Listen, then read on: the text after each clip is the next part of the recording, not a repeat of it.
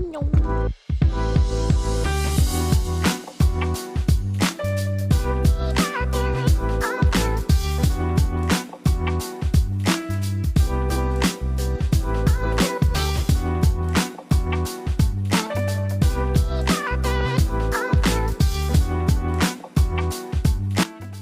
fuck is this? Well, it's called a Bright, practic un coffee brewer în formă de pipă.